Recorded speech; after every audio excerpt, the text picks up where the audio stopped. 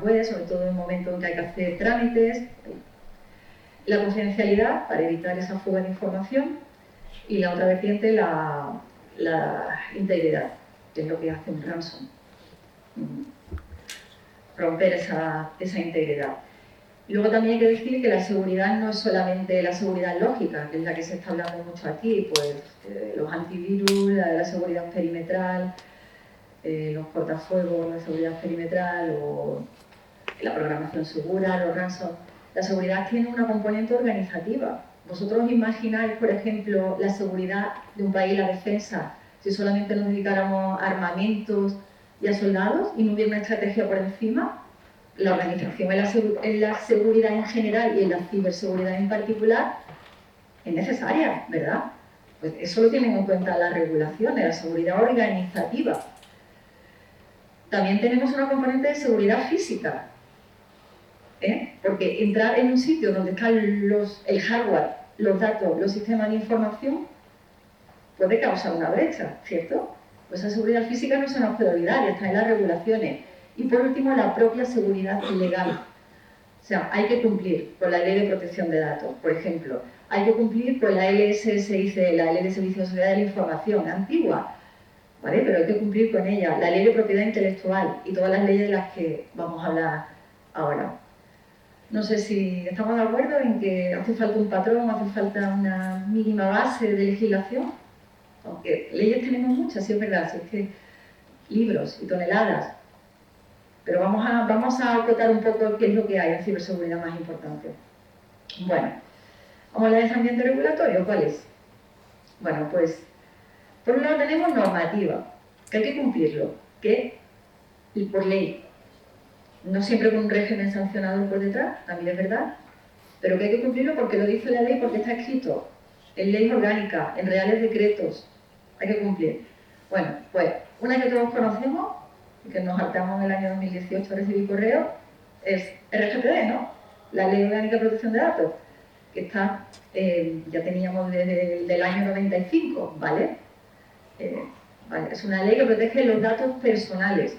Al final lo que persigue es proteger los derechos y libertades de las personas físicas, porque por un incidente de este tipo se está vulnerando ese derecho al honor y la integridad, ¿vale? Pues primera ley, que tiene componentes de informática, por supuesto. Tiene mucho componente jurídico, pero también tiene mucho componente de ciberseguridad, proteger los tratamientos de datos personales. Pues esa es una. Otra es el Esquema Nacional de Seguridad, que sirve para proteger los servicios proporcionados por la administración pública a los ciudadanos, la sede electrónica, los portales para matricularse en una universidad, la seguridad social, a los ciudadanos, a otras administraciones y a los propios empleados, ¿vale? Todos estos servicios y la información manejada por estos servicios debe ser protegida con una línea base por la propia administración pública y, ojito, por las empresas que le dan servicio a estas administraciones públicas, porque cada vez dependemos más de terceros, y estos terceros dependen de cuartos y de quintos, cadena de suministro, que debe estar protegida. Entonces, no pensemos que el Esquema Nacional de Seguridad es para el Ayuntamiento, para el Ministerio o para la comunidad autónoma solamente, sino para sus proveedores, de los cuales dependen muchísimo y cada vez más. La legislación NIS. Ahora mismo hay una directiva europea, que es la directiva NIS 2, que se está transponiendo, que el 24 de octubre del año que viene tiene que estar transpuesta al ordenamiento jurídico español, en una ley, en un reglamento, pero ahora mismo vivimos con la transposición de la directiva anterior, que es la NIS 1. La NIS 1 se transpuso, la NIS 1 viene del año 2016, se transpuso en el 2018, en el 2021 se hizo el reglamento. Y lo que persigue es proteger las redes y los sistemas que se utilizan en la prestación de servicios esenciales. Servicios esenciales que han sido declarados como servicios esenciales. El Ministerio de Interior decide qué servicios son esenciales, pues el transporte es esencial, ¿no? El suministro eléctrico es esencial, el suministro de agua. Entonces, se declara, no todas las empresas de agua son declaradas como esenciales, son algunas, se declara y tienen que cumplir con unas medidas. Pues ¿sabéis cuáles son esas medidas? Bueno, tiene muchos requisitos la legislación NIS. Pues dice que se cumple con las del NS. Es que la legislación entre ellas se empiezan a hacer amigas, son cruces. Exigen cosas parecidas entre ellas y unas exigen a las otras y las otras a las unas. Y otra que tenemos es la protección de las infraestructuras críticas. Una infraestructura, además de ser crítica, además de ser esencial, perdón, puede ser crítica cuando afecta a un número de ciudadanos muy elevado. Entonces, por ejemplo, una empresa de agua puede ser o nada, ni esencial ni crítica, porque afecta a un reducido número de ciudadanos, otra puede ser simplemente esencial y otra puede ser además crítica. Y dentro de una infraestructura crítica no todo es crítico, sino que se decide qué parte va a ser la crítica. Y sobre esa parte hay que aplicar unas medidas de protección física. Vosotros imaginaros la importancia de la seguridad física en un pantano que proporcione agua, el acceso, lo que se puede llegar a hacer por una protección no física, lo que se puede llegar a hacer. La parte física es un componente importante en ese tipo de leyes, pero por supuesto la parte cibernética, claro. Los accesos a un sistema de control en una planta de agua, que ahora contaremos algún ciberincidente, no os quiero ni contar. O como se comentaba el primer ponente, Rafa López, el acceso a un hospital, que pueden cambiar un tratamiento. Un hospital puede ser una infraestructura crítica, ¿vale? Entonces, esta ley, al final, su fin último es proteger al ciudadano de a pie, porque es el fin último de la ciberseguridad, ¿vale? Y ahora, estándares. ¿Cuál es la diferencia entre un estándar y una normativa, una ley? La principal diferencia, ¿cuál es? Venga. ¿Qué? ¿Qué es transversal? No. ¿Qué es transversal? No. O sea, una normativa, si yo te digo a ti, tú tienes que cumplir esta normativa, tú tienes que cumplir este estándar. La obligatoriedad, claro. Las leyes son obligatorias, tienen un ámbito de aplicación objetivo, que es sobre qué aplica, y subjetivo a quién aplica, y las normativas son a discreción de cada entidad. Hay casos de alguna normativa, como ahora veremos que es la 27.001, que sí que es obligatoria que la apliquen algunos organismos públicos. ¿Cuáles? Los organismos pagadores de fondos europeos. Porque los auditan. Entonces, si los sistemas de información que utilizan para pagar fondos están hackeados, son vulnerables, os podéis imaginar esos dineros que se tienen que pagar, la vulnerabilidad del proceso. Entonces, desde hace tiempo, desde Europa, había un reglamento que obligaba a que las entidades que pagaran fondos tenían que estar certificadas, bueno, tenían que cumplir con la 27.001 y si pagaban más de 400 millones, creo que era, además tenían un certificado por una entidad de certificación de la 27.001. Pero quitando esos casos, en general, los estándares son a discreción. Las empresas deciden implantarlos porque ven que tienen beneficios, que los tienen, ¿vale? Entonces, el homólogo de la protección de datos sería la ISO 27701. Yo me quiero certificar en protección de datos, pues implanto esta norma que me exige lo mismo que la protección de datos y algo más, una capa de gestión. Y me certifico, consigo mi sello. En ciberseguridad industrial, eso, en plantas industriales, pues la 62443, ¿vale? Que protege los sistemas de control, en fábricas, en plantas, en empresas de agua, en empresas eléctricas. La 27001, que rige una serie de controles, esos sistemas de gestión de seguridad de la información. No solamente dice protégete, sino gestiona esa protección. ¿Por qué? Porque si se implanta seguridad y no se gestiona, pues no se mantiene. Y lo que no se mantiene, ¿qué pasa? ¿Qué pasa con lo que no se mantiene? Que se deteriora y pierde su eficacia en el tiempo. Si yo tengo, ahí no sé si habéis visto la película de Máquina Baja, esta es una antigua, que entran a robar en un museo con Andrés Pajares. ¿La habéis visto alguno? Sí. ¿Qué pasa? Que el museo tiene todas las protecciones de seguridad en este caso, pero le ha faltado una capa de gestión, una componente de gestión, y se salta el sistema de vigilancia, rompe la ventana y entra y roba. No solamente hay que implantar seguridad, sino tener una gestión, un mantenimiento, porque si no se pierde la eficacia en el tiempo. Y por ahí va la 27001, por implantar seguridad y gestionarla. Y luego por las normas MIS, no sé si os suenan, las Special Publications, la 853, una muy completa, o el Cybersecurity Framework de la NIS, que se usa, tiene su origen en la ciberindustrial, pero que ahora se utiliza mucho, lo de identificar, proteger, detectar, responder y recuperarse, pues es otro estándar, que en principio no es obligatorio. Bueno, no es obligatorio, pero si miramos, por ejemplo, un reglamento que ha salido europeo nuevo, DORA, que ahora lo comentaré, si te pones a mirar, los requisitos están súper alineados con esta NIS. Así que, bueno. Y ahora, ¿qué tenemos a nivel de Europa? ¿Qué combinado tenemos? Pues la directiva NIS 2, o sea, teníamos la directiva NIS 1 que está traspuesta, pero luego tenemos la NIS 2 que se aprobó el año pasado y que se está transponiendo ahora. Luego tenemos el reglamento de resiliencia operativa digital, que este aplica a los bancos, aplica a las entidades financieras. Imaginaros cómo de protegidas deben estar estas entidades que se financian con el dinero de los ciudadanos. Los sistemas de información son de los más protegidos y son de los que más cultura de la ciberseguridad y más mecanismos de ciberseguridad han venido aplicando desde hace muchísimo tiempo. El reglamento aplica a los bancos y a las compañías aseguradoras, que se consideran también entidades financieras.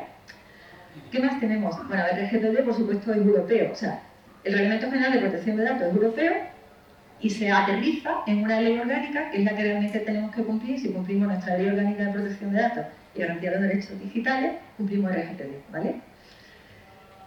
Y luego una directiva también que ha salido, final del año pasado, que es relativa a las entidades críticas. Que esta, cuando se transponga, pues lo que hará será probablemente, pues, bueno, probablemente no seguro, cambiar la ley de protección de infraestructuras críticas. El reglamento de ciberseguridad, Cyber Security Act, ¿vale? Que también salió hace poco. Y uno que no se ha aprobado todavía, que hay una propuesta de ley, que es el de Cyber Security Cyber Resilience Act, que va sobre los componentes. O sea, aquí lo que está claro es que la mayoría de los ciberincidentes viene por alguna vulnerabilidad.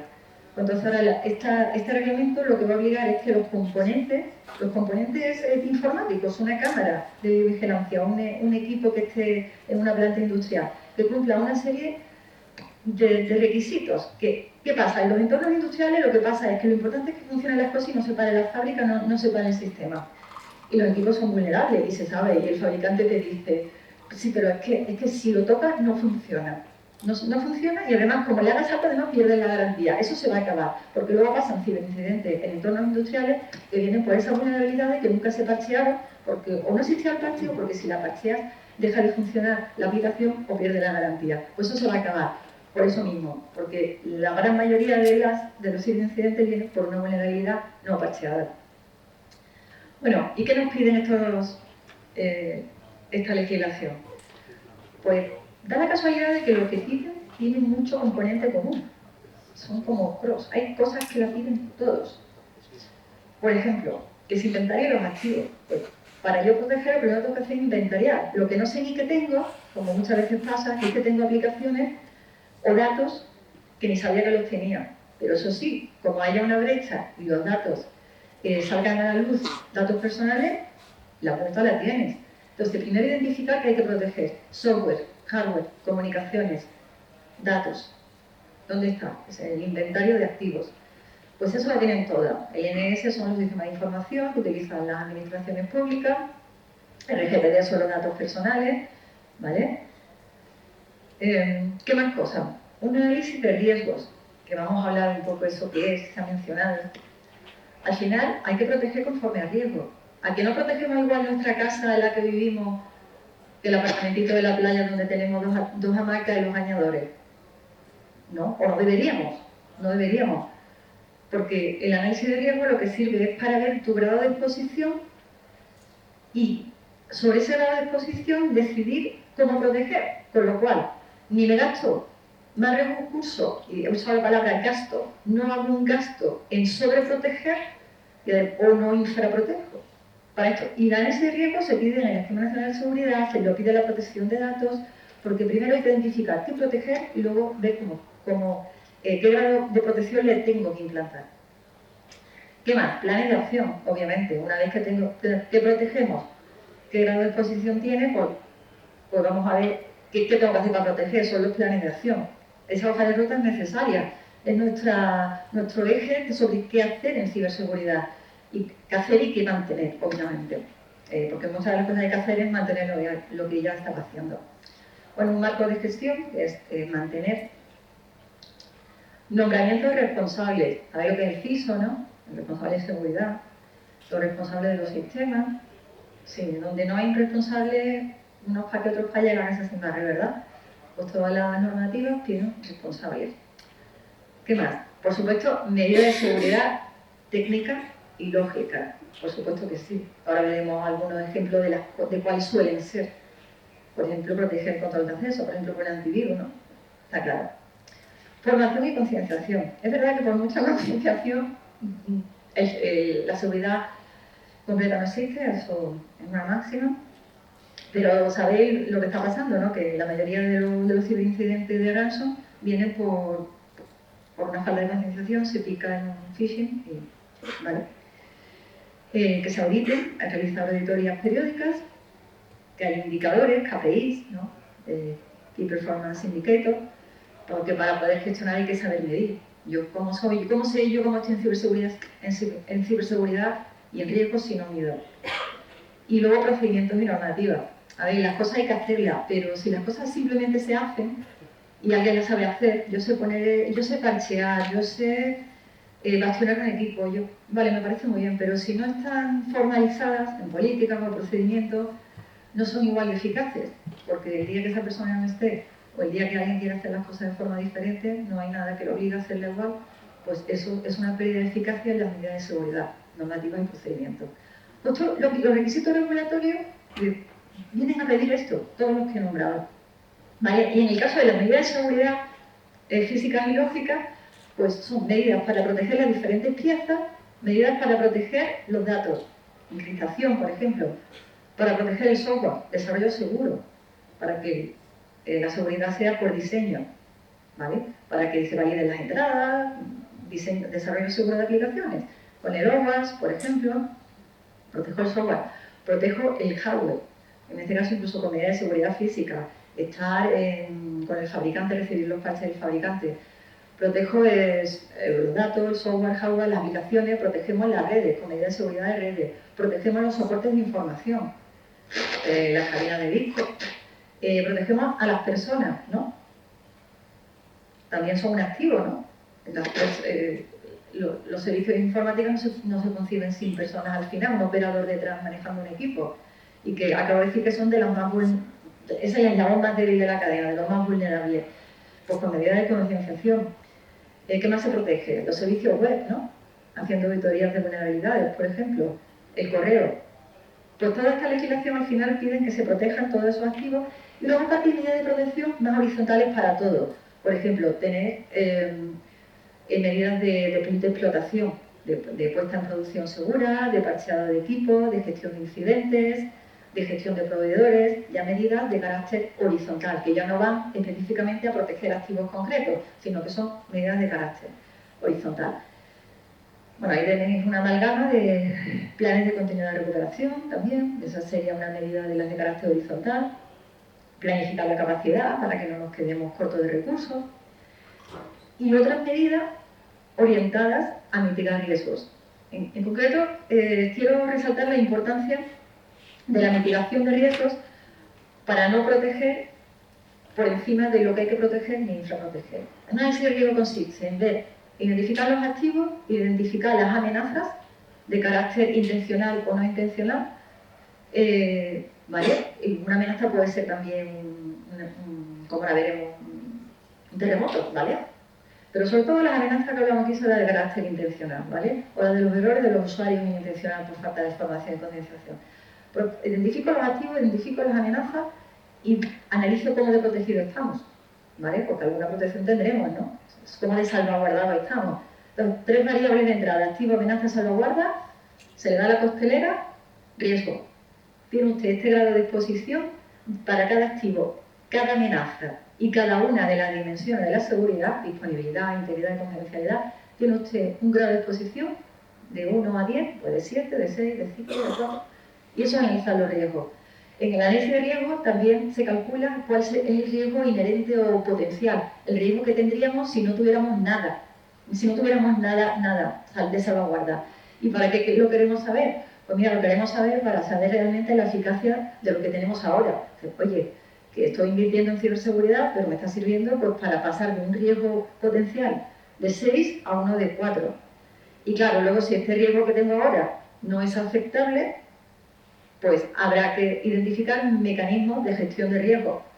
A ver, puedo quitar de en medio la aplicación, muerto el perro, muerta la rabia, es una forma de gestionar el riesgo, fuera. Otra forma de gestionar el riesgo es transferirlo con un seguro y otra es mitigarlo con medidas. Y esas medidas son los planes de tratamiento de riesgo. Entonces la legislación dice, esto lo tienes que hacer, pero aparte, implanta todas estas medidas, pero aparte analiza los riesgos. Y si aún así el riesgo no es aceptable, y esa aceptación del riesgo el que la decide no es el de informática, no, la decide el dueño del negocio, el que tiene que saber qué riesgos tiene. Tenemos que implicar a la dirección, la dirección. Es lo difícil, pero porque no se lo sabemos explicar muchas veces en un lenguaje que lo entienda. Y cuando le empiezas a explicar que un hacker, los riesgos de verdad con ejemplos, pues entonces algunos se vuelven locos y empiezan a sobreproteger y hay que pararle los pies también, ¿eh? Yo eso también lo he visto. Entonces, el riesgo, el apetito de riesgo que se llama, lo aprueba el dueño del negocio y dice, ¿con lo que tengo implantado está bien? Sí, pues nos quedamos como estamos, lo mantenemos, que mantener también tiene su coste y ya está. El año que viene volvemos a hacer otra análisis de riesgo y así vamos. El riesgo, un concepto muy importante de la legislación y de la seguridad organizativa, sí. La seguridad es una inversión, sí. Lo que pasa es que cuando se hacen planes, es una pregunta, buen apunte porque aprovecho para decir que cuando se hacen planes de ciberseguridad están por un lado los costes y por otro lado los gastos y los CAPEX y los OPEX. Es decir, esto es un gasto porque es, por ejemplo, un servicio. Pero si yo compro algo, desde el punto de vista contable es una inversión porque forma parte de mi patrimonio. Es un activo más. Pero evidentemente todo lo que sea ciberseguridad es una inversión. Porque estás protegiendo males mayores. Pero la empresa de paralelamente con la seguridad no es algo que se adquiere, sino tiene que ser incluida. ¿No es algo que se adquiere, pero qué? Tiene que estar incluida. Es decir, tú no puedes montar una empresa sin pensar en la ciberseguridad. La tienes que montar pensando ya en ella. Y es como tú no piensas, te tengo que coger a tus programadores y no piensas como un gasto, sino tienes esos tipos de programadores. Para funcionar necesitas ciberseguridad. Sí, pero eso hace falta mucha concienciación. Eso es como prevención de riesgos laborales. No lo veas como un gasto, véalo como pase algo, esta persona se te va a dar de baja, vas a tener que contratar a otro, los gastos de seguridad social. Entonces, es muy triste, pero hasta que no empiezan a pasar cosas, no se empieza a considerar como una inversión y no como un gasto. Buen apunte. Buen apunte. ¿Vale? Bueno, simplemente esto, comentar que las legislaciones son amigas entre ellas, unas se piden a las otras y las otras a la una. Entonces la LOPD pide que se cumpla el NS. La LOPD dice, ¿cómo protejo los tratamientos? Pues cumpliendo las medidas del NS será una administración pública, por ejemplo. La Ley de Protección de Infraestructuras Críticas dice, utiliza las medidas del NS, en sus guías propone que se usen las medidas del NS. La NIS obliga a que se cumpla el NS, que se tome como referencia. Y además dice que si hay datos personales en la infraestructura esencial, que se tiene que cumplir la LOPD. Y si además esa infraestructura esencial es crítica, que se cumpla la LPIC. Bueno, simplemente comentar que las legislaciones hablan mucho entre ellas. Entonces, ¿cuáles son las amenazas? Pues se ha hablado mucho aquí en este evento. La ingeniería social, a la orden del día. Los robos de equipamiento, que ¿no pensáis que es una amenaza? En este caso que en este caso se podría haber evitado, o sea, que en este caso puede ser la consecuencia de una ingeniería social, porque ingeniería social no es solamente el mail que me llega, es ingeniería social en una recepción, engañar a la persona que está para colarse dentro de un edificio y robar equipamiento, ¿vale? El robo de información, fuga de información, eso pasa desde que hay comunicaciones, pero ahora mucho más. La denegación de servicio, otro tipo de, bastante a la orden del día. Los ataques a través de escritorio remoto, sobre todo con el acceso remoto al que nos obligó el COVID, un mogollón de ciberataques por vulnerabilidades en el acceso remoto. El dark mining, ¿sabéis lo que es, no? Que nos roban procesamiento. Pues estamos haciendo buen negocio, ¿no? Le estamos comprando nosotros el equipamiento a los hackers para que nos utilicen nuestra capacidad para hacer dark mining. Manipulación de datos, pues, un ejemplo que poníamos antes, manipuló un tratamiento en un hospital y las repercusiones ni hablamos. Y por supuesto el ransomware con la correspondiente extorsión del pago de recursos. Bueno, y no nos olvidemos de esta, ¿eh? No nos olvidemos que el malo, a veces el malo es intencional, pero ahí están esas cosas que no las dedica nadie, el COVID mismo, que al final nadie lo ha provocado, se supone que nadie lo ha provocado, pero aquí están los terremotos y contra estas cosas la legislación hay que proteger, tiene que proteger. Por ejemplo, imaginaros un terremoto, un CPD, si están ahí los servidores nos quedamos sin servicio, una inundación, un fuego, y por eso hay medidas de seguridad de tipo físico. Bueno, cuando ha pasado algo, decir yo no lo sabía, eso no nos vale. Y una de las cosas que pide la propia legislación es la formación de la gente que la tiene que implantar y de que la aplique. Entonces, si a una entidad le aplica algo, tiene que saber y tiene que preocuparse de formar a la gente que la tiene que aplicar.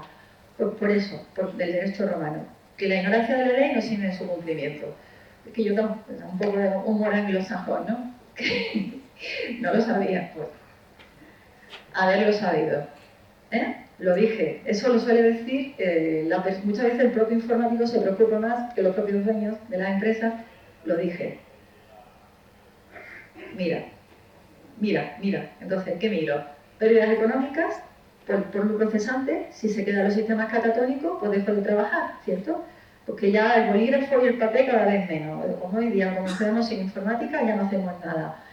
Por robo de información, pues si nos roban, ya no solamente que nos roben datos personales, sino lo que pueden llegar a hacer con esos datos personales. Me contaban un caso súper curioso en una pyme, que son las más impuestas desgraciadamente, una agencia de viaje que le habían robado los datos de la gente que se había apuntado a una excursión. Y entonces le escribían un mail diciéndole que ya podéis pagar, evidentemente a la cuenta del hacker. ¿Vale? Entonces, daños bueno, aparte de que todo el mundo pagó, todos los que pagaron, pues pagaron a un hacker que había robado la información de la agencia de viaje y luego los daños de imagen para la propia en este caso, entidad, y dice, vaya, que bien protege tus datos, que el dinero se lo ha pagado a un hacker. ¿Vale? O por cese de negocio, bueno, en el caso de que se encripten los datos, pues muchas empresas es que no se llegan a recuperar nunca. Muchas pymes desaparecen, hay por ahí una estadística de que muchas pymes desaparecen a los 6 meses después de un ransom, porque no habían tomado ni las medidas para recuperarse, ¿vale?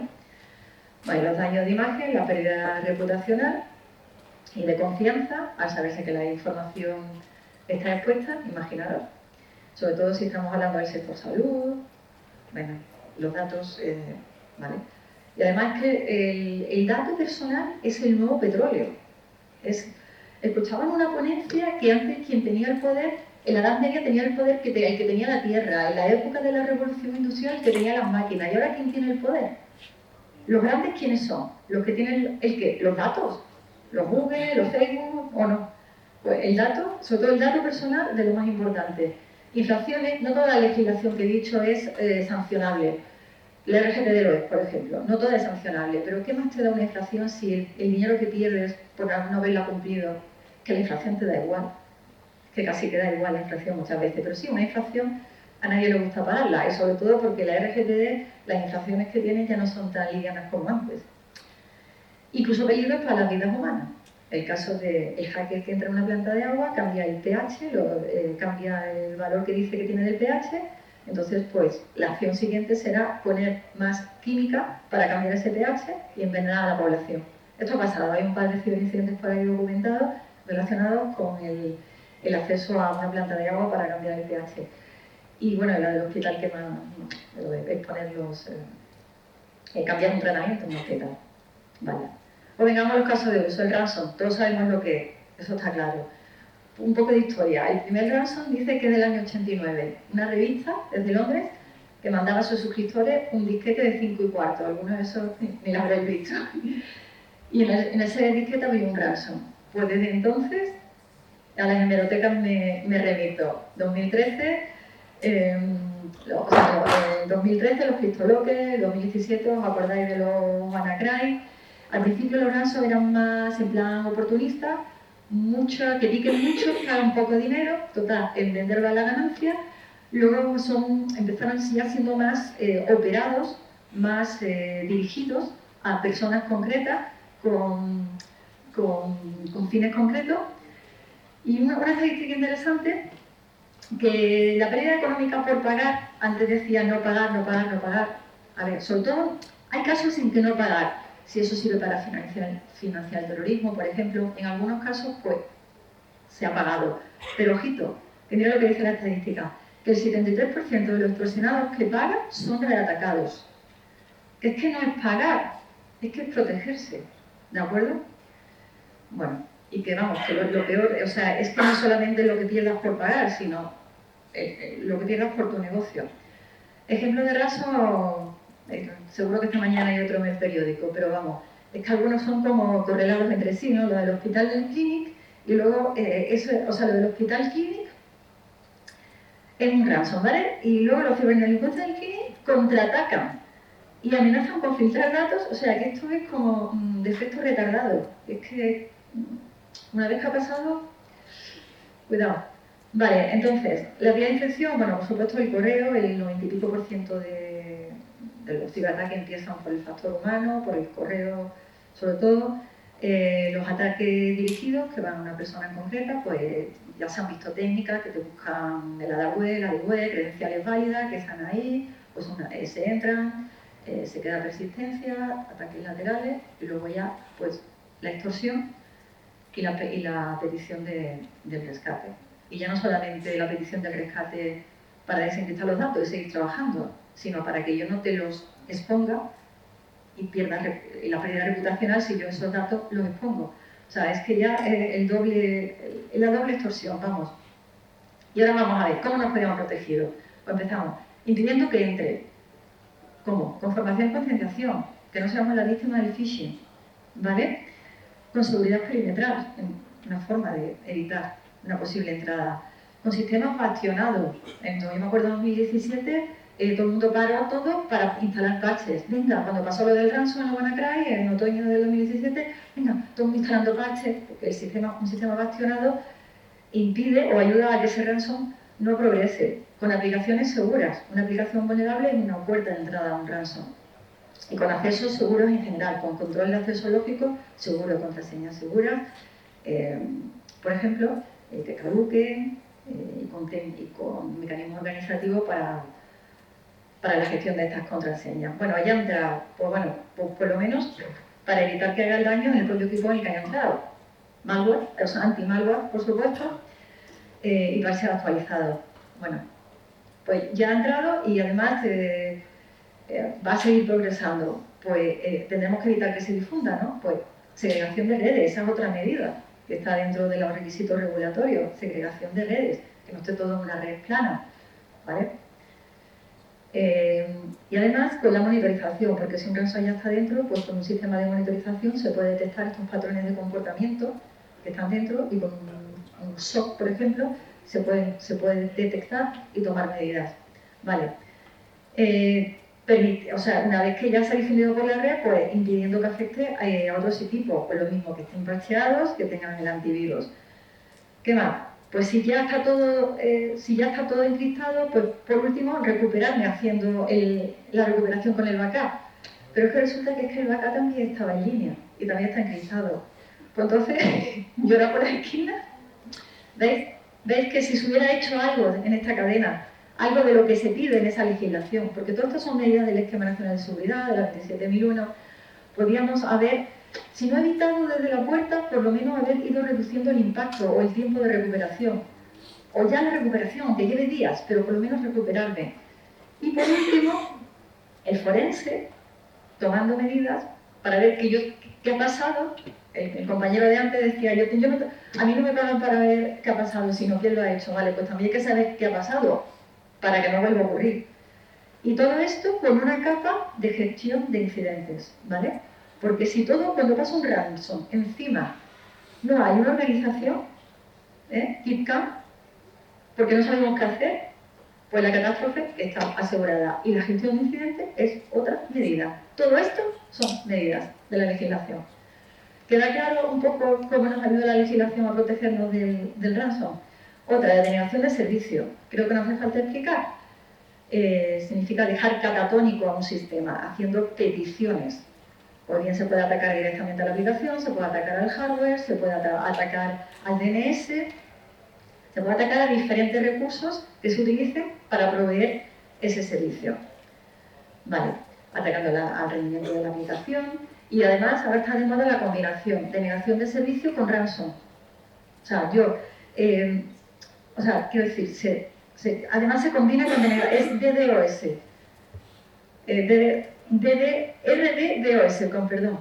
Que te hago una denegación de servicio y si no, y además pues te puede instalar un ransom. Si no pagas, te hago una denegación de servicio. Son amenazas que, bueno, ahí por poner algún ejemplo, ¿vale? Pero, vamos, ha habido denegaciones de servicio durante el COVID también, quedaron algunas webs catatónicas, pero bueno, esta ha sido reciente.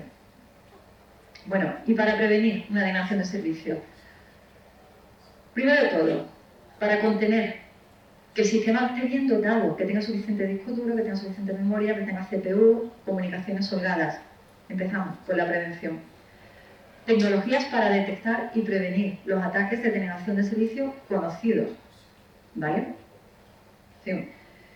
Para reaccionar, ¿vale? Por ejemplo, entrega de contenido, comunicación con el ISP, porque mi proveedor de servicio de Internet me puede ayudar, ¿vale? Y procedimiento de reacción ante ataque. Como todo ciberataque, si no hay unos procedimientos de reacción, unos procedimientos de gestión de este ciberincidente, pues vamos a tardar más en recuperarnos.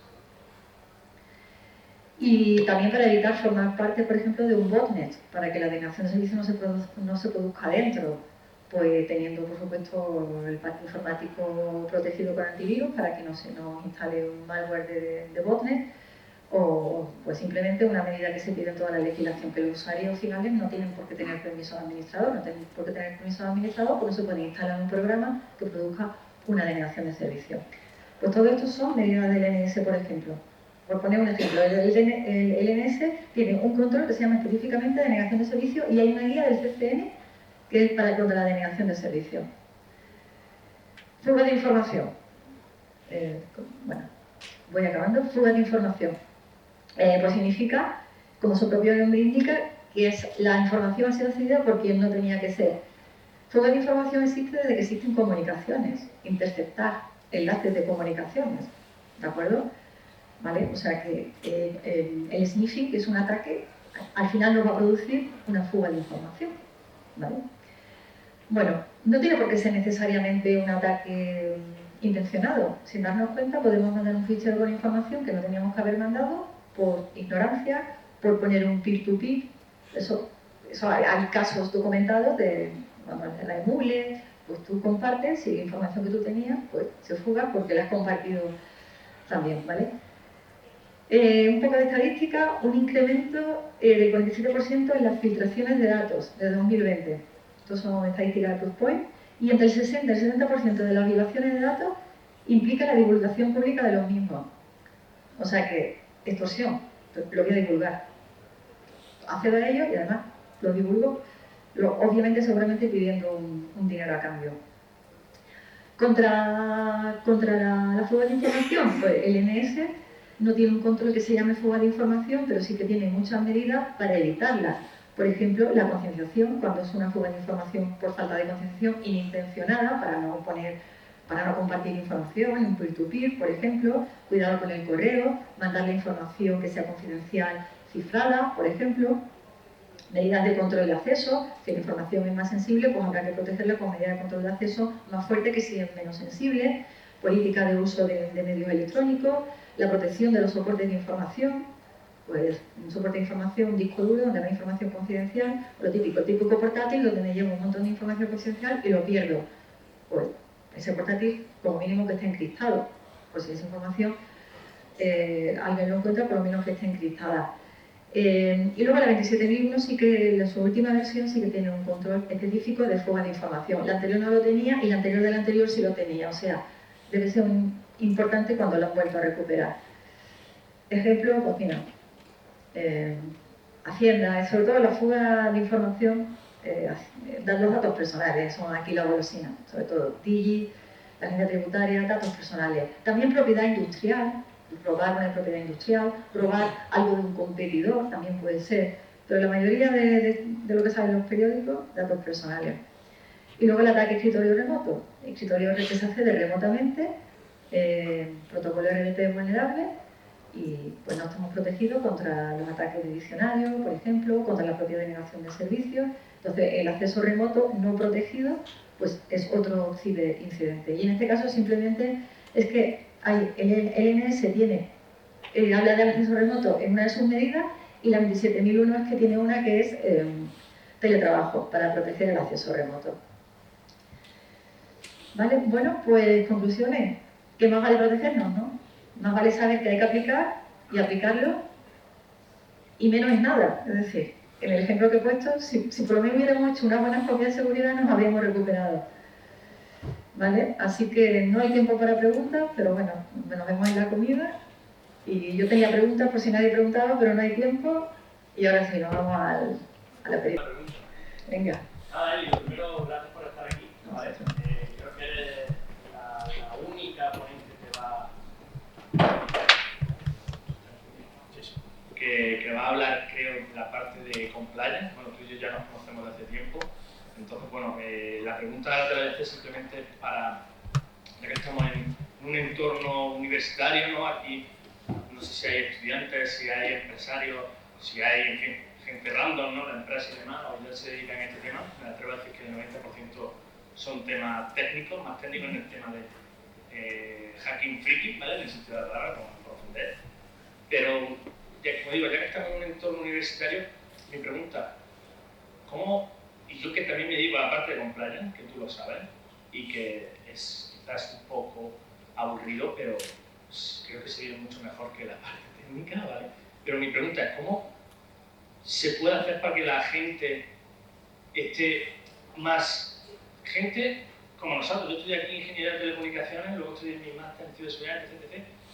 Pero yo el tema de compliance en la vida pensaba yo que me iba a dedicar a esto. ¿Y cómo te enganchaste? ¿Y cómo me enganché? Pero ¿cómo se podía? Pues yo voy a contar mi caso, ¿cómo me enganché yo? ¿Cómo te enganchaste tú? Claro, yo me enganché porque primero,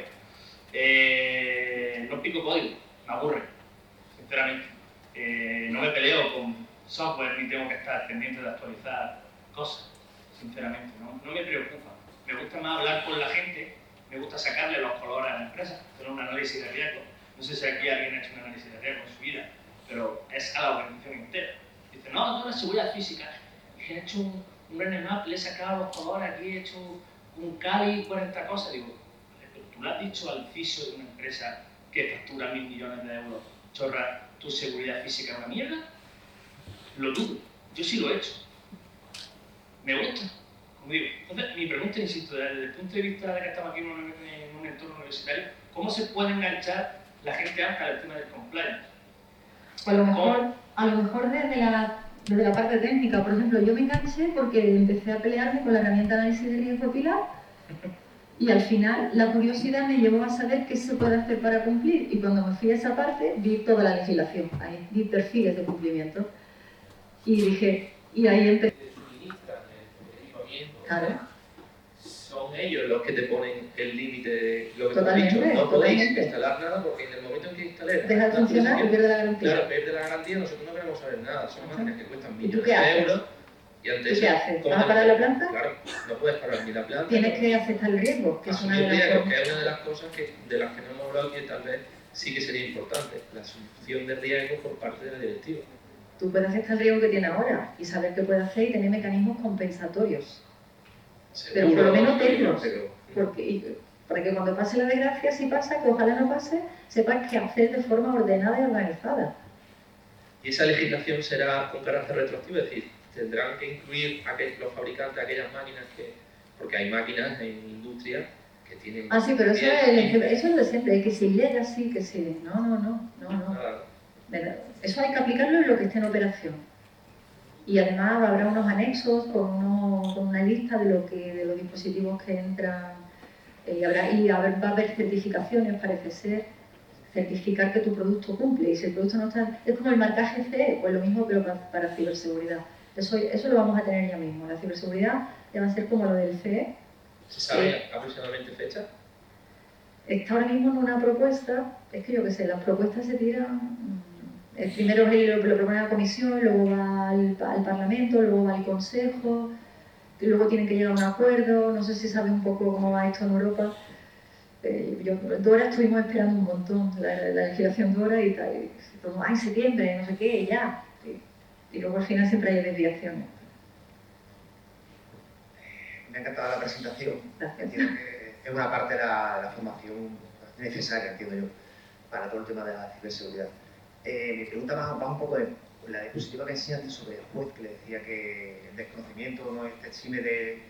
Claro, en cuanto a medidas de protección, parece que toda la legislación, por lo menos la importante que has descrito, está en cuanto a medidas que tienen que implementar las empresas, los usuarios para protegerse.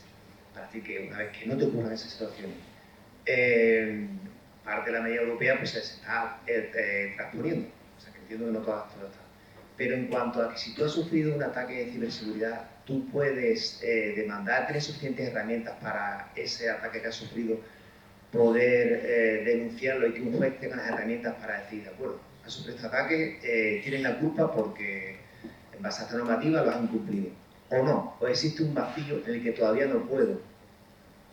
Mira, es que eso está pasando, buena pregunta, porque está pasando en el RGPD. Fuga de información, ciudadano afectado, sus datos han sido expuestos y va a denunciar, obviamente. Pues va la Agencia de Protección de Datos a mirar. Dice, ¿tú qué cumples? ¿Tú cumples el INS? ¿Tú qué estás protegiendo? ¿Tú cumples alguna medida de protección? No, es que yo no sé, es que yo no sabía, yo es que RGPD, es que mi empleado la ha dado sin querer porque no sabe. ¿Tú has formado a tu personal, que es otra medida? No sabía. Pues hubiese sabido. O sea que sí, y te puede caer la multa, por falta de conocimiento, sí.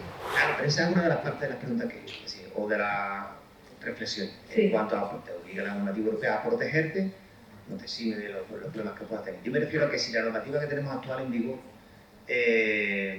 yo cumplo todo, desde que cumplo Como toda empresa, tú tienes una empresa y lo cumples todo, y tienes un ciberincidente. Trabajo en una empresa, no en un área de seguridad, soy empleado. Sí. El caso es que la normativa europea, yo he cumplido todas esas medidas y aún así he sufrido ataques de ciberseguridad. Sí. Tengo las herramientas para decir, oye, meterle mano a ese ciberdelincuente. O sea, la normativa está suficientemente actualizada para considerar todo ese tipo de ataques que ha descrito y nuevos que habrán en vigor que todavía no están siquiera descritos en esa normativa. No sé si me entiendes. Sí, pero creo que yo lo veo independiente. A ti te han hackeado, pues tú siempre puedes denunciar y meterle mano a los ciberdelincuentes. Si además dice que tú estabas protegido, como la seguridad completa no existe, pues ya está, te han atacado la seguridad, ¿vale? Esto es un máximo. Podría haber sido peor, pero que yo no veo la vinculación. A lo mejor aquí el compañero que persigue delitos está, bueno, ¿sí? O sea, yo no veo una relación entre uno y otro. O sea, yo estoy protegida, me han atacado, vea por él. Yo no estoy protegida y me han atacado, vea por él también. Me pueden decir, ya te vale, claro, me pueden decir, pero tú qué tenías, pues yo no tenía parche, no tenía antivirus, tal, cual. Mal por ti, o sea, mal, muy mal, muy mal. Pero a un atacante ha habido, ¿no? O sea, eso ya por sentido común. O sea, muy mal por no haberte protegido y es como, me he caído de la moto y me he roto la cabeza, porque el asfalto estaba muy duro, por haberte llevado el casco, ¿no? Me refiero a que si todos los ataques están descritos en la legislación como incumplimientos de la ley. No. Hay algunos que específicamente están descritos, como el vicio, el de fuga de información, pero al final un ataque se protege con muchas medidas, con muchas, más allá de esas, medidas lógicas, técnicas, organizativas y legales. Entonces, no es tan binario, si no cumplo todo, ¿vale?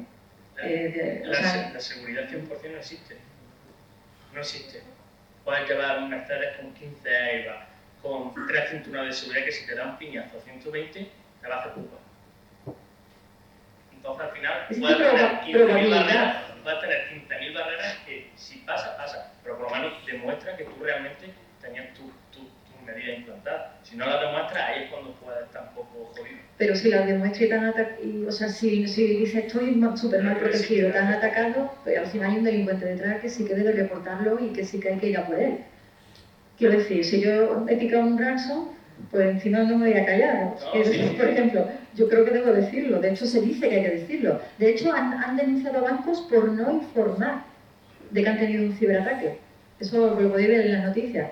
Hay que informar. Ahora, otra cosa es, la legislación te va a hacer más caso o menos caso según tú estés más o menos protegido porque has cumplido la ley. Yo qué sé, yo creo que no deberían darte un toque y decir, oye, tú tienes que cumplir tu hora, eres un banco y no has cumplido tu hora. Pues bien por informarme, muy bien, pero no por eso vamos a perseguir más o menos al malo, ¿no? Un último intento, a ver si transmito la idea mía. Mesitur en los años 80. Todavía la ley de protección de datos no estaba publicada. Yo, con tus datos, los consigo y los divulgo o hago lo que quieran. Estoy incumpliendo en el año 2023 la ley de protección de datos. Pero en el 80 todavía no la estaba incumpliendo porque no estaba publicada. ¿Me podían haber metido una multa en el 80 por haber hecho que en el 2023 era ilícito? A eso me refiero, entonces. Eso no me ha respondido, me ha respondido mi compañero.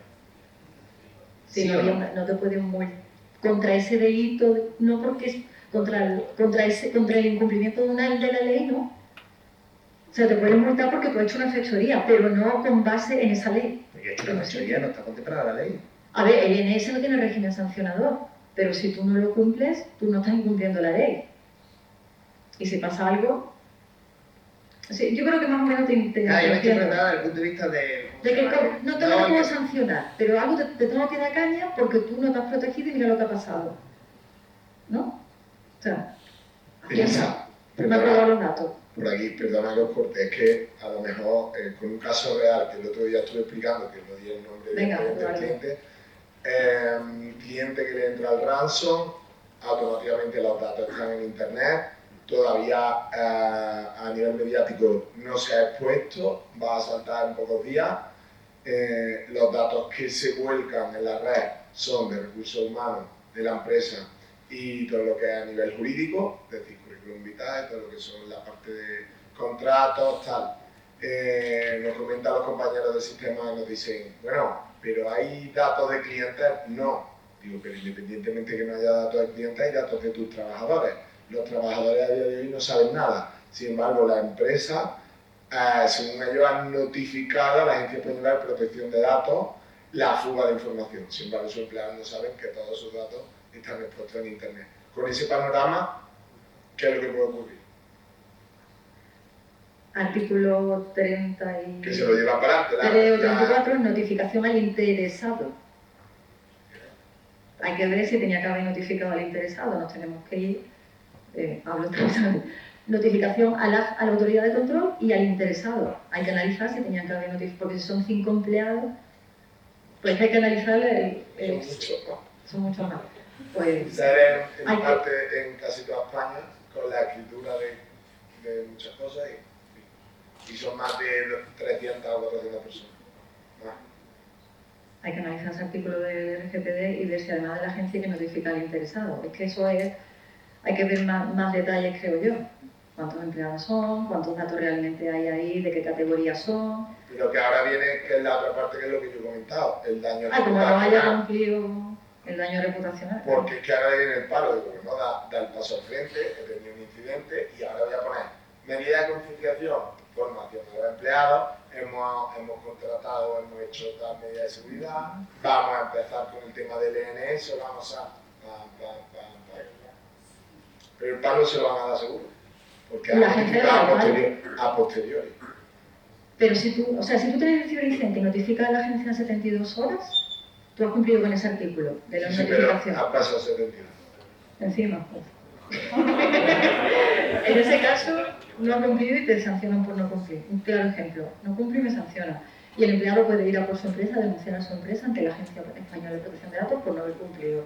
Es un caso en el que sí, claramente. No sé si... Próximamente... Una empresa no protegida, un empleado puede... ¿Qué? ¿Perdón? Próximamente los periódicos, ya os acordaréis de mí.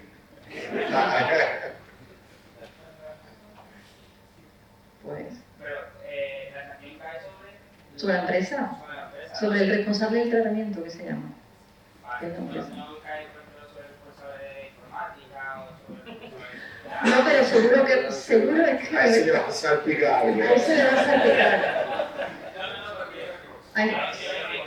La responsabilidad de cara hacia afuera, al que va al banquillo, es el responsable del tratamiento y sus encargados. Si tiene la informática, o sea, si lo tiene en un CTD y otra empresa es la que le lleva la gestión, el encargado del tratamiento. Va al banquillo, va la empresa y el que lo haga, si lo tiene subcontratado. Pero si el administrador no para decirle eso a la empresa, si el producto del sistema informático no para decirle, oye, tienes que cumplir, y no lo cumple, y al final, ¿qué pasa? ¿Que si tú en el banquillo? Pues para eso he puesto esta diapositiva, mira, es que me encanta, es que esta, disculpa, es que me encanta, porque es que esto lo he visto yo aquí, esta, yo no sabía, lo dije, este es el informático, el que dice lo dije, toma, ahí va, al banquillo, lo primero, al banquillo. El informático no tiene culpa, pero le salpica, de hecho intentan echarle la culpa. ¿Eh? No, pero que internamente en la empresa intentan echar la culpa informática, dice sí, lo que yo te llevo diciendo ya, pues el jefe es el que va al banquillo y el que paga la multa y sus encargados de tratamiento. Si ha pasado porque lo tenían CTD penalizado y en el CTD tienen medidas las mínimas, pues el encargado va los dos al banquillo, corresponsabilidad. Bueno, vamos chicos. No esperaba que antes de la comida surgiera este debate, ¿verdad? Me gusta. Yo me gustaría, si me dais un segundo, a mí me gustaría darle la enhorabuena a la organización por dar este tipo de charlas que no se suelen dar. Y Eli, que ha conseguido engancharnos a todos con el tema de la charla, prueba de ello que estábamos todos aquí haciendo preguntas. Sí, menos aperitivo, Un fuerte aplauso.